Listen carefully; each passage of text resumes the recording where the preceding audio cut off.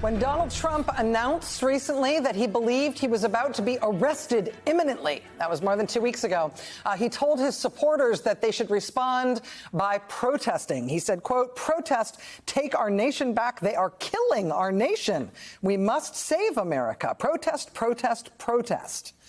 He has made those calls for protests repeatedly.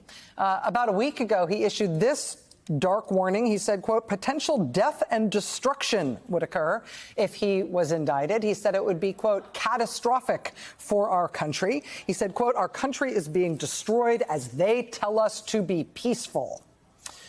Republican Congresswoman Marjorie Taylor Greene joined the former president's calls for protests, announcing, quote, "Protesting is a constitutional right, and I'm going to New York on Tuesday to protest. We will not live in fear." Protest, protest, protest. The country is being destroyed. How could they tell us to be peaceful when the country is coming to an end? This is what it looked like today when Congresswoman Marjorie Taylor Greene arrived outside the courthouse in downtown Manhattan for her promised protest. She got out of her big white car and was surrounded by a whole lot of security and news media. And then less than 10 minutes later, she was back in the car. And then she drove off as onlookers sort of shooed her away. The few people surrounding her car did tell her to get out of their city, but other than that, it was just kind of she was there and then she wasn't. You see a lot of cameras, but as Lawrence O'Donnell was saying today, having seen it in person, lots more media than there were actual protesters, certainly than there were Trump supporters.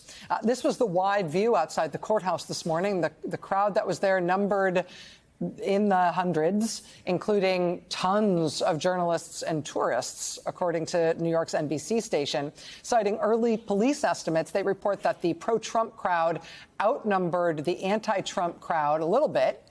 You can see one Trump supporter there waving a flag. It might be hard to spot, but there's at least, a few MAGA hats you can see here and there, give or take. It's easier to see the television news crews in the foreground than it is easy to see anybody else. Also outside the courthouse, people were gathered in support of the indictment today. People with signs saying things like, "We believe Stormy Daniels," and effectively just celebrating the indictment. But again, it was pretty sparse. You could see some pro-Trump protesters standing in front of a small group of counter-protesters, separated by a bike rack, a bit of flag and sign waving. I mean, we can walk through all the images that we've got, but the bottom line is nothing major to report, nothing massive. And that's sort of a dog that didn't bark story.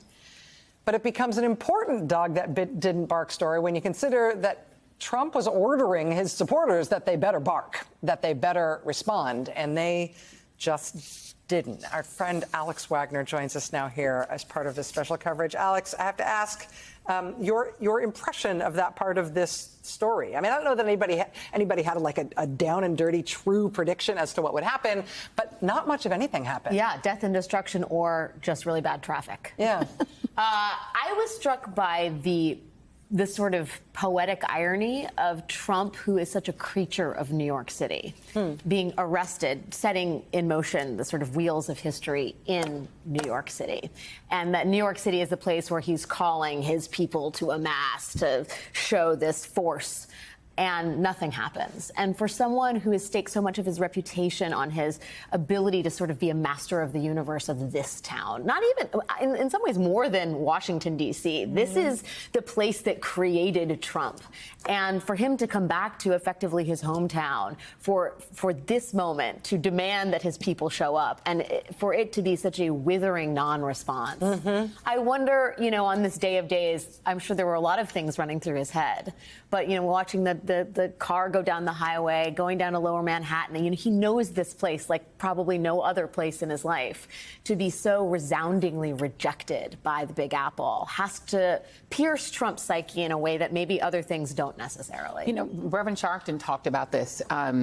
That, Donald Trump is a creature of New York City, but of Queens. And it was always like a thing that bothered him, that he didn't want to be the Queens developer like his dad. He wanted to make it in Manhattan. He buys the Bonwit Teller epic department store where, by the way, my godmother used to work. She was one of the few black women who were allowed to be a clerk at Bonwit Teller.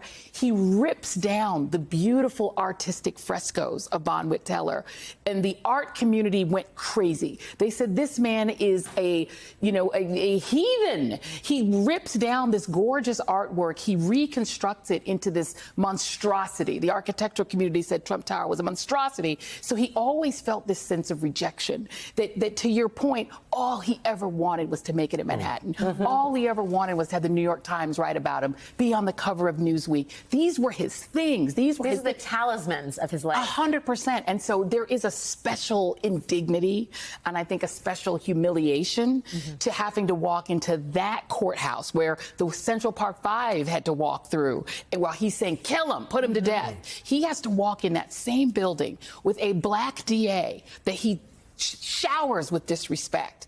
And he's in no control. The whole Manhattan myth of Trump. And the last thing I'll say is they filmed, The Apprentice in Trump Tower.